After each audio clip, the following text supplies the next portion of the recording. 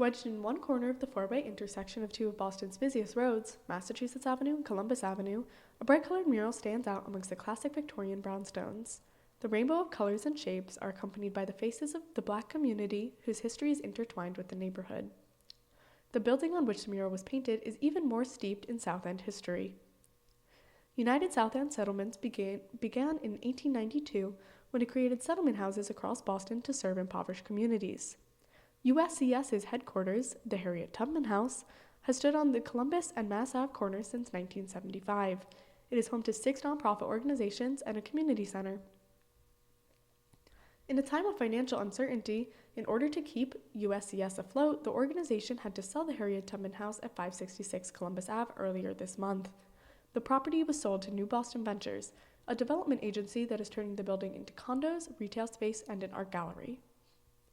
Dolores Ortiz, the vice president of programs at USCS, said the sale was to ensure that the organization could continue their programming in other locations around the city based off of the funds they would receive from the property sale. One of USCS's other locations on Rutland Street is set to be given the name of the Harriet Tubman House. Here is Ortiz on Harriet Tubman's legacy on USCS Today. Wow, I can't believe that we get to live out her legacy and continue the amazing work that she did, bringing people together and families with her as she sought freedom for herself and others. As for the property at 566 Columbus Ave, New Boston Ventures is working with J. Garland Enterprises Architect and Design to convert the space into 66 condo units, as well as a ground floor that will hold an art gallery, cafe, and other retail space. The new building is said to have a wood frame, red brick, and dark tone metals to blend in with the landscape of the historic brownstones. Jonathan Garland, the president and founder of J. Garland Enterprises, spoke about taking on this project. I think this will be definitely a transformative project, all for the good of this particular neighborhood.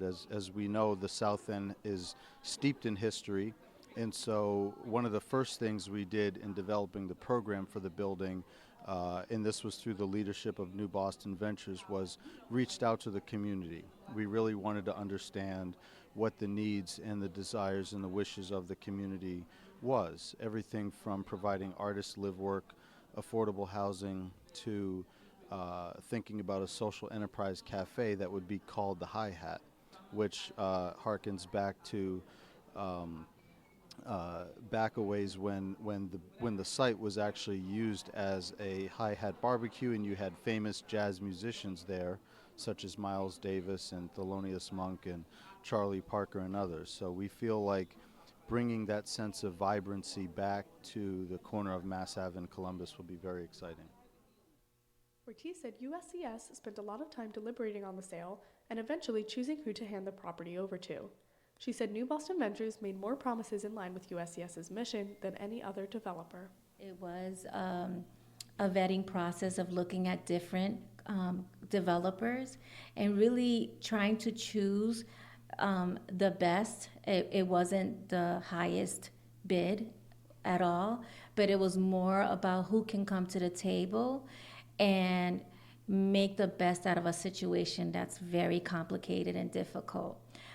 So, for example, they made more commitments for setting aside for affordable housing. They also are making sure that even USCS can continue to have a space. The project will have 17% of its units be affordable housing, 4% higher than the Boston minimum. Garland said that J. Garland Enterprises is working with the city to ensure that 50% of that housing goes to people from within the local neighborhood. The building will also have a space for USCS to use as an office and continue their work from within 566 Columbus Ave. There will be nonprofit space for United South End Settlements at the base of the building. That will be a condo that's deeded to them. We will build it and essentially hand it over to them, and they will be able to operate and still have a lasting presence on the site. Ortiz said that while she understands community resistance to the change, USCS will continue to be a presence in the South End. No one wants to see that building go away. It's been such a inspiration and such a home for the community here for so many years.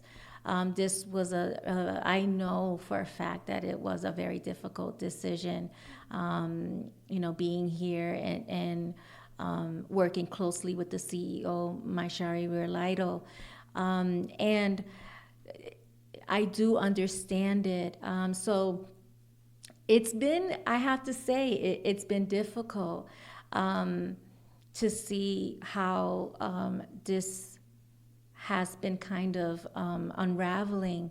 And my hope is that people in the community know that we are actually continuing Harriet Tubman's legacy here at 48 Rutland, and not that that's going to be a huge comfort considering the attachment people have to 566 Columbus, but we very much, I wouldn't be here if that wasn't the case.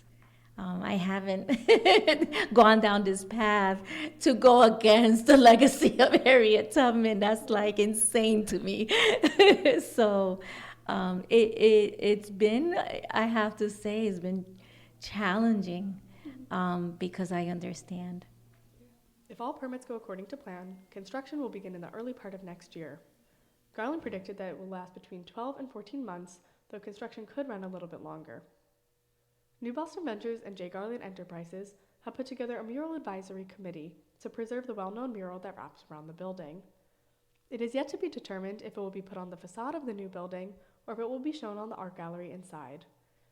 As USCS continues on its mission to serve the South End community, its once home at 566 Columbus Ave will not be forgotten by those who recognize the vibrant colors of the art. For Boston University News Service, this is Sam Drysdale. Thank you for listening.